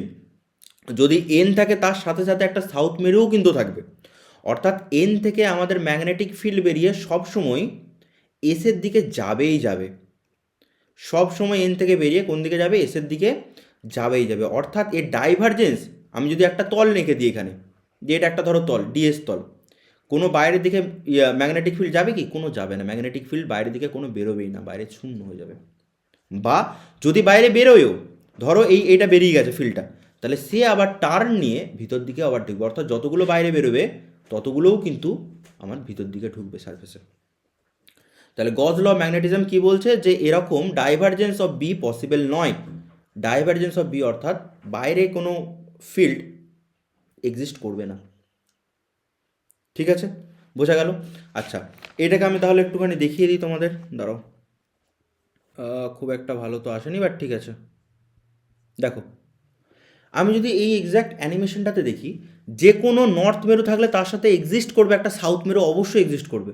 সবসময় নর্থ মেরু থেকে ম্যাগনেটিক ফিল্ড বেরিয়ে সাউথ মেরুতেই আসবে। আমি যদি কোনো ক্লোজ লুপ এঁকেও দিই, দেখা যাবে যে যতগুলো বাইরের দিকে যাচ্ছে ম্যাগনেটিক ফিল্ড, ঠিক ততগুলোই বাইরে থেকে ভিতর দিকে এক্সিস্ট করছে। দেখে মনে হচ্ছে না এখানে বেশি বেরোচ্ছে, এখানে কিছু ঢুকছে না, বাট ভালো করে লক্ষ্য করলে দেখবে উপর থেকেও এবং নিচে থেকেও exact number of magnetic field এসে কিন্তু ঢুকছে।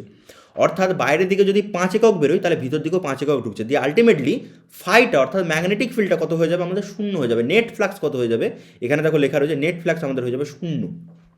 কারণ যতগুলো ফ্লাক্স বাইরের দিকে বেরোচ্ছে ম্যাগনেটিক, ততগুলোই ভেতর দিকে আসছে। ডাইভারজেন্সের ক্ষেত্রে কি হচ্ছিল?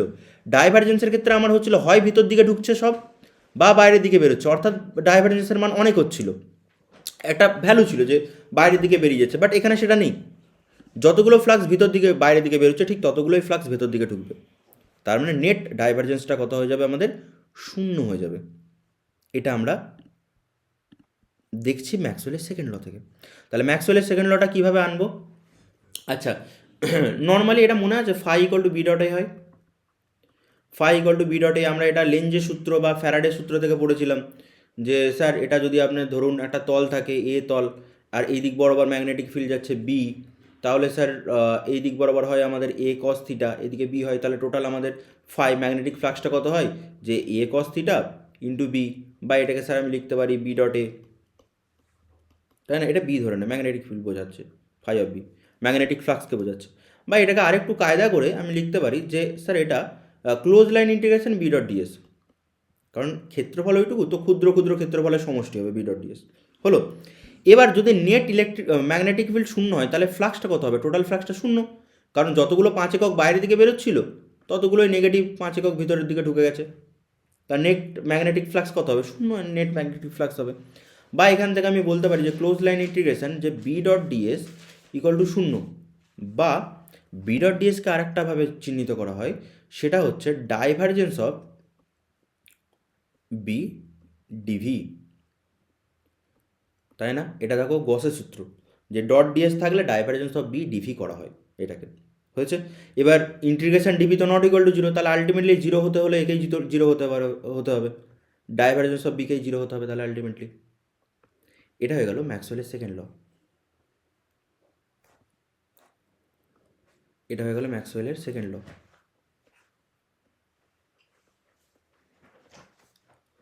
তোদের আমি জানি কিছুটা মনে হচ্ছে যে খাপছাড়া হচ্ছে, কারণ আমিও যখন পড়াই এরকম হয় না যে মনে হলো যেন প্রথম থেকে শুরু করে একটু খাপছাড়া করে চলে এলো, কারণ পুরোটা সিরিজ থাকে একটা।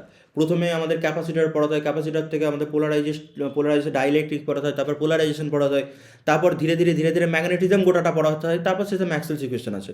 তোদের ক্লাস 12-এও থাকলে মনে থাকলে তোরা বুঝতে পারবি যে একবারে প্রথমে পড়েছিলাম ক্লাস 12-এর শুরুতে চার্জ কী, তারপর ইলেকট্রিক ফিল্ড কী, পোটেনশিয়াল কী, তারপর এলো ক্যাপাসিটার, তারপর এলো পোলারাইজেশন ডাইইলেকট্রিক, তারপর আসছিল আমাদের ইলেকট্রিসিটি, তারপরে এসেছিলো আমাদের ম্যাগনেটিজম, তারপর একবারে শেষ চ্যাপ্টারে ইসি কারেন্টেরও পরের চ্যাপ্টারে ইএম ওয়েভ এসেছিলো, তখন ম্যাক্সওয়েল ইকুয়েশন পড়েছিলাম।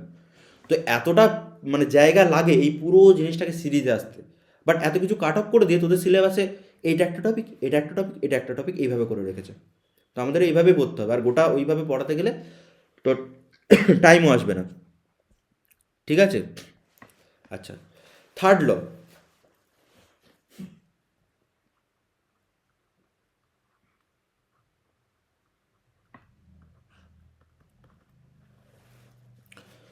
হ্যাঁ, থার্ড লটা কী হচ্ছে? কার্ল অফ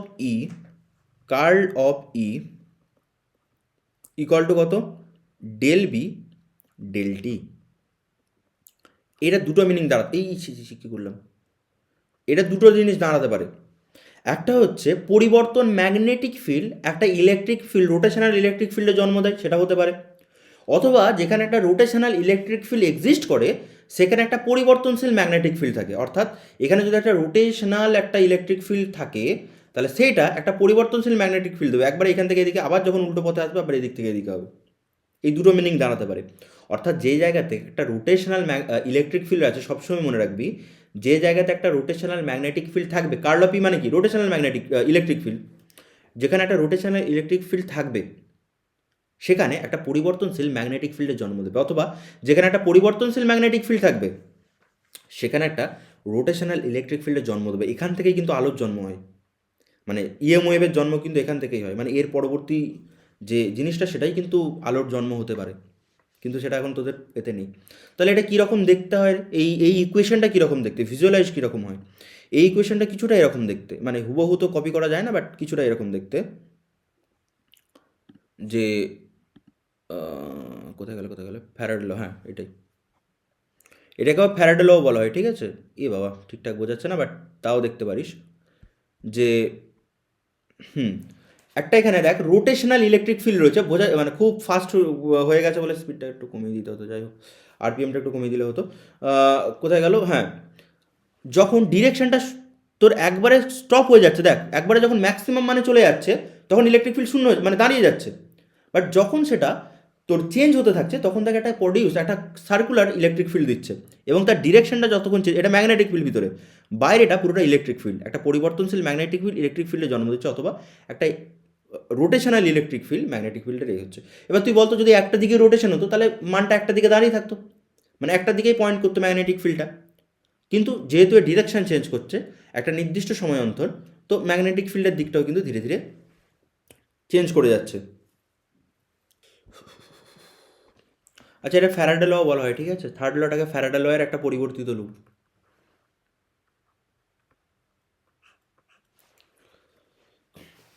আচ্ছা, লেঞ্জের সূত্র বা ফ্যারাডের সূত্র থেকে আমরা কি পেয়েছিলাম, যে ইলেকট্রিক ফিল্ড প্রডিউস হয় মাইনাস d∅ ডিটির সাথে সমান হয়। যে ইলেকট্রিক ফিল্ড একটা নতুন প্রডিউস হয় লেঞ্জের সূত্র থেকে বেসিক্যালি, সেটা নেগেটিভ অফ d∅ ডিটি হয়, অর্থাৎ ম্যাগনেটিক ফিল্ডের চেঞ্জ সময়ের সাথে সাথে। আবার আরেকটু যদি তোরা মানে মাথায় একটু আনিস তাহলে তুই দেখতে পাবি যে ভি ইকুয়াল টু কোনো জায়গায় পোটেনশিয়াল, সেটা কথা ই ডট ডিআর হয়, মাইনাস ই ডট ডিআর, যাই হোক, বা এটাকে আমি আরেকটুভাবে ই ডট ডিএল করে দিতে পারি। অর্থাৎ এই যে পোটেনশিয়ালটা আমি যদি ধরি যে প্রডিউস ইলেকট্রিক ফিল্ড, সেটা তো পোটেনশিয়ালই হচ্ছে আলটিমেটলি, সে তাকে যদি আমি ইলেকট্রিক ফিল্ডে রিপ্লেস করতে চাই তাহলে আমাকে কী করতে হবে, ই ডট ডিএল করতে হবে, বা এর জায়গায় আমি integration close line integration E dot DL লিখতে পারবো।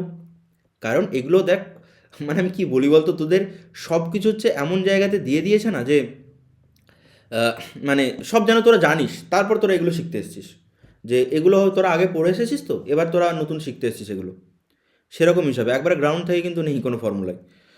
এবার এই জিনিসটাকে আমি আরেকটু কায়দা করতে পারি, এটা d∅ DT E dot DL equal to negative of DDT of, আচ্ছা ফাইয়ের জায়গায় ফাই বি এর জায়গায় বি ডট ডিএস করতে পারি। কেন স্যার করতে পারেন?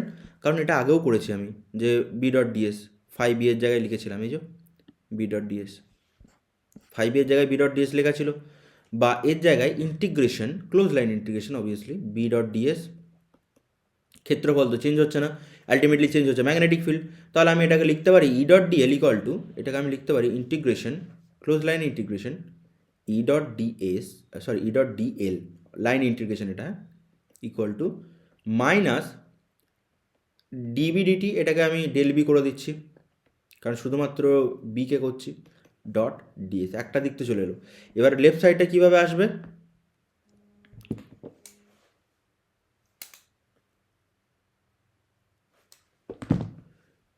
লেফট সাইডটা এবার কীভাবে আসবে,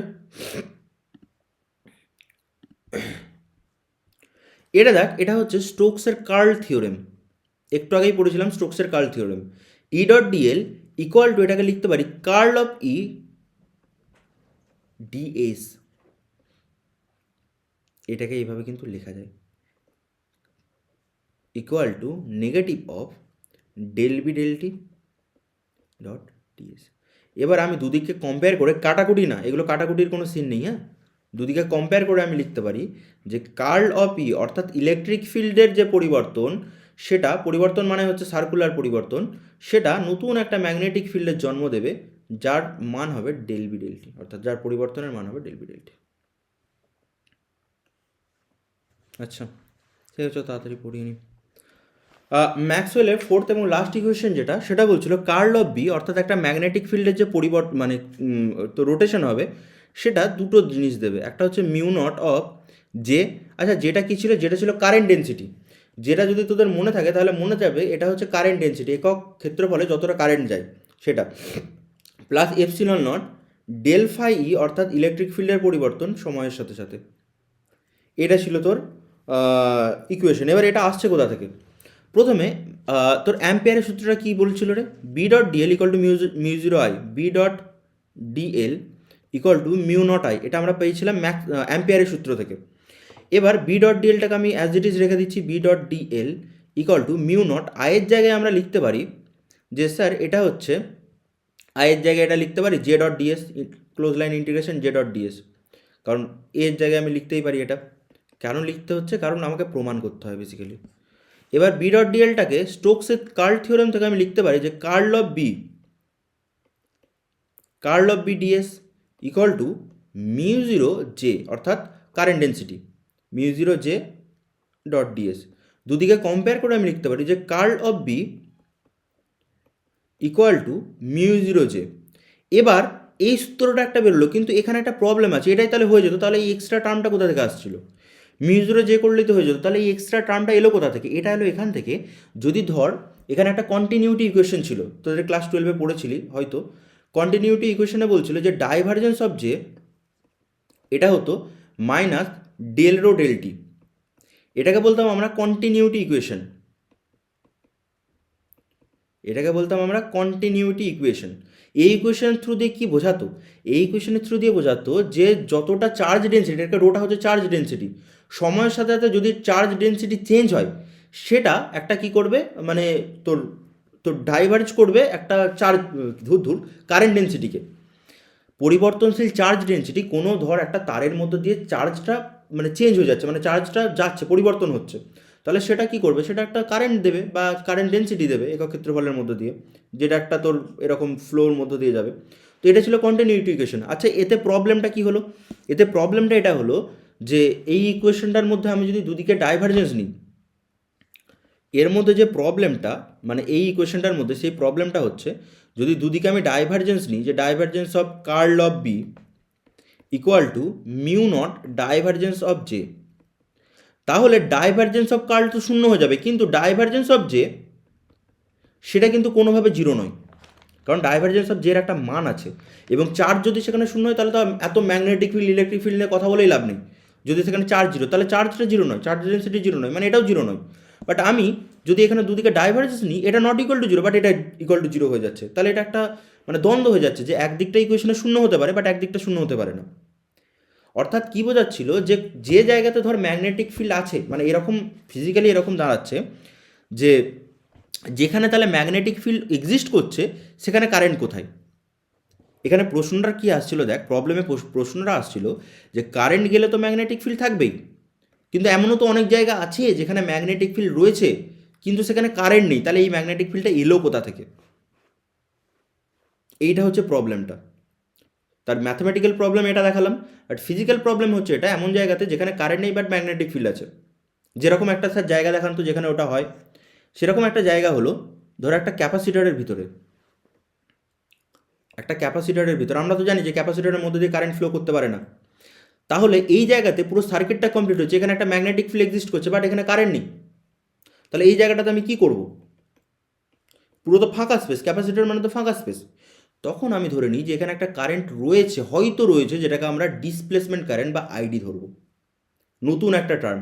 কেন টার্ম? এখানে ম্যাগনেটিক ফিল্ড এক্সিস্ট করছে স্যার, এখানে একটা পরিবর্তনশীল ইলেকট্রিক ফিল্ড এক্সিস্ট করছে, বাট এখানে কোনো কারেন্ট নেই, সেটা তো হতে পারে না। আমি একটা কল্পনীয় কারেন্ট ধরে নিচ্ছি এখানে হয়তো আছে, যে কল্পনীয় কারেন্টটাকে আমরা ডিসপ্লেসমেন্ট কারেন্ট বা আইডি এর নাম দিলাম। বোঝা গেল? তাহলে এইটা ছিল প্রবলেম, যে এখানে ম্যাগনেটিক ফিল্ড এক্সিস্ট করছে বাট কারেন্ট নেই, এটা হতে পারে না। তখন আমি একটা এই আইডিকে ধরলাম, সে আইডিটাকে আমরা কিভাবে নিয়ে আসবো? আচ্ছা দাঁড়াও, কোথায় গেল কোথায় গেল কোথায় গেল, হ্যাঁ, I equal to DQ DT, আচ্ছা ডিকিউ ডিটি দিয়ে আনবে, এক মিনিট দাঁড়া, equal to CV,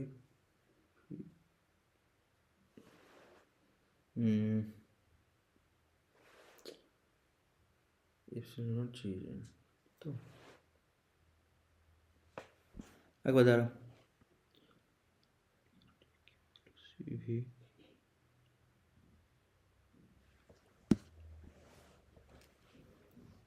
I equal to D, Q এর জায়গায় সিভি লিখতে পারি ডিটি, বা আই ইকুয়াল টু সিটা বাইরে এলো ডিভি ডিটি, বা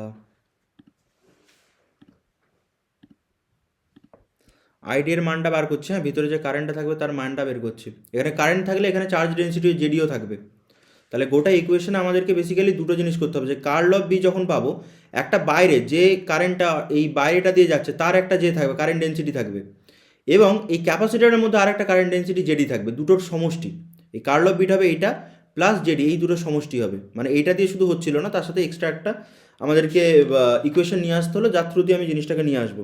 ঠিক আছে, আচ্ছা এখানে দ্বারা আমাকে একটু দেখতে দে। I equal to D Q dt, বা আই ইকুয়াল টু কিউ এর জায়গায় সিভি করতে পারি, বা আই এটাকে আইডি ধরে নেয় যে ভিতরের যে কারেন্ট ওটাই তো বার করছি, যে চার্জের পরিবর্তন প্লাস মাইনাস, বা সিটা বাইরে এলো ডিভি ডিটি হলো, বা আইডি ইকুয়াল টু সি এর জায়গায় epsilon naught A by D করতে পারি ইন্টু ডিভি ডিটি। হয়েছে, সি এর জায়গায় তো বসাতে পারি, এটা সি এর মান, ক্যাপাসিটেন্সের মান, বা ID equal to epsilon naught A ddt of ডিটাকে ভিতরে, ডিটা তো কনস্ট্যান্ট ভি বাই ডি করতে পারি আমি, হলো ডিটা কনস্ট্যান্ট এমনি 1 বাই বাইরে চলে আসবে। আবার E equal to V by D, এটা জানি V equal to E dot D, V equal to E dot D আর করেছিলাম না, V equal to E dot D. বা এখান থেকে আমি আরেকটু ক্যালকুলেশন করে আইডি ইকুয়াল টু লিখতে পারি epsilon naught A DE DT, হলো। এবার আইডি বাই এ করে দে, আইডি বাই এ যদি করি ইকুয়াল টু কত পড়ে থাকবে এপসিলন নট, এটাকে ডেলিতে করে দে ডেলি ডেলটি, এটাকে আমাদের জেডি বলবো, ইকুয়াল টু, কারণ মানে একক ক্ষেত্রফলে যতটা কারেন্ট নিয়ে যাচ্ছে সেটাকেই বলবো current density, equal to epsilon not daily ডেলটি। তাহলে আমাদের টোটাল ইকুয়েশনে দুটো রাশি এলো, একটা ম্যাক্সওয়েল ইকুয়েশনে যে curl of B equal to কত পেয়েছিলাম মিউ নট, একটা ছিল জে যেটা নর্মাল পেয়েছিলাম, প্লাস একটা ফ্রি স্পেসের যে রাশিটা সেটা ইকুয়াল টু মিউ নট, যে তো যেই থাকবে সেটা কোনো পরিবর্তন হয়নি, সেটা আমি অলরেডি পেয়ে গেছিলাম, প্রমাণ করেছি, এবং জেডির জায়গায় আমরা এপসিলন নট ডেলটি করতে পারি, বা মিউ নট জে প্লাস এটাকেও রাখতে পারিস অনেকে, মানে এটা তো প্রমাণ অলরেডি হয়ে গেছে, বাট এটা এপসিলন নট ই ভেতরে গুণ করে দিয়ে ডেলটি, যাদের আরেকটু মানে একটু কমপ্লিকেটেড করার ইচ্ছা রয়েছে করবি, curl of B equal to mu zero, একটা স্ট্রেটের জন্য পাচ্ছি কারেন্ট, প্লাস ডেল, এটাকে ক্যাপিটাল ডি দেখ ডিসপ্লেসমেন্ট কারেন্ট ভেক্টর ধরেছিলাম কারেন্টের, ডেলটি ডেলটি হয়েছে, এর সাথে সমান হবে সবকটা ভেক্টর, হলো। এই গেল ম্যাক্সওয়েলের ফোর্থ ইকুয়েশন। অর্থাৎ ম্যাক্সওয়েলের ফোর্থ ইকুয়েশন কী বলছে, যখন একটা ম্যাগনেটিক ফিল্ড ঘুরবে তখন একটা তো চার্জ ডেন্সিটি নর্মাল থাকবে, তার সাথে আরেকটা আমি পাবো ইলেকট্রিক ফিল্ড, যেটা আমাকে প্রডিউস করে দেবে নতুন। তো এই গেল ম্যাক্সওয়েলসের চারটে ইকুয়েশন পুরোটা। 4 নম্বর ইকুয়েশনটা ঠিক আছে না, আরেকবার বলে দেবো, দেখ যদি প্রবলেম থাকে বল। এই হচ্ছে ম্যাক্সওয়েলের চারটে ইকুয়েশন, ডেরিভেশন তোদেরকে দিয়ে দিতে পারে যে ম্যাক্সওয়েলের ফোর্থ ইকুয়েশনটা প্রুভ করো, তখন তোদেরকে এরকম ধরে ধরে প্রুভ করতে হবে, ঠিক আছে। আচ্ছা, এবার ম্যাগনেটাইজেশনটা শুধু বাকি রয়েছে, এদিকে আর নেই সেরকম কিছু। দেখ যদি ডাউট থাকে বল কিছু, যদি ডাউট থাকে বল। কিছু কিছু জিনিস এই চ্যাপ্টারে তোদেরকে মুখস্থ রাখতে হবে, কিছু কিছু ফর্মুলা, যে পোলারাইজেশনের ফর্মুলা হয়ে গেল, বা আমাদের স্টোকস থিওরেমের ফর্মুলা, স্টোকসের কার্ল থিওরেম বা ডাইভারজেন্স থিওরেম, এই ফর্মুলাগুলোকে একটু মুখস্থ রাখতে হবে, নাহলে কিন্তু এখানে নামানো যাবে না। আর এই চ্যাপ্টারটাকে প্র্যাকটিস করতে হবে। এই চ্যাপ্টারে যে পিওয়াইকিউগুলো, যে বইটা রয়েছে তোদের পিওয়াইকিউএসের, সেই বইটা থেকে প্র্যাকটিস কর, এখান থেকে শর্ট কোশ্চেন্স হয় ভালো। আর বড় কোশ্চেনের মধ্যে ম্যাক্সওয়েলস ইকুয়েশন হয়, হিস্টেরিসিস লুপ হয়, আর ম্যাগনেটাইজেশনের ওই চারটে ডিফারেন্স, ফেরোম্যাগনেটিক, ডায়াম্যাগনেটিক, প্যারাম্যাগনেটিকের মধ্যে ডিফারেন্স, এই কোশ্চেন্সগুলো হয়, ম্যাক্সিমাম হয় শর্ট কোশ্চেন্স। পোলারাইজেশন নিয়ে একটা শর্ট কোশ্চেন দিয়ে দিল, বা তোর ম্যাক্সওয়েলস ইকুয়েশনের কোনো একটা দিয়ে দিল, 2 নম্বরের একটা দিয়ে দিল, বের করতে, প্রুভ করো, থার্ড ল বা সেকেন্ড লটা প্রুভ করো। ঠিক আছে, তো তোদেরকে এইভাবেই করতে হবে ওগুলো। যদি কারো কিছু ডাউট থাকে তো বল।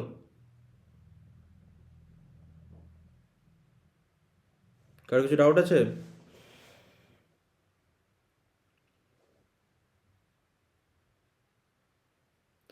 ঠিক আছে, চল তাহলে আজকের ক্লাসটা এখানে শেষ করি। পরশুদিন আমরা কোয়ান্টাম মেকানিক্সে ঢুকে যাবো এটাকে শেষ করে, বা পরশুদিন মেবি প্র্যাকটিস করে নিতে পারি একটু, এই চ্যাপ্টার কোশ্চেন্স একটু প্র্যাকটিস করে নেবো নি, ম্যাগনেটাইজেশনটা শেষ করে এটা আর একটু প্র্যাকটিস করে নেবো। আমাদের কাছে এনাফ টাইম আছে, শেষ হয়ে গিয়ে আমরা প্র্যাকটিস করতেও পারবো অনেক দিন।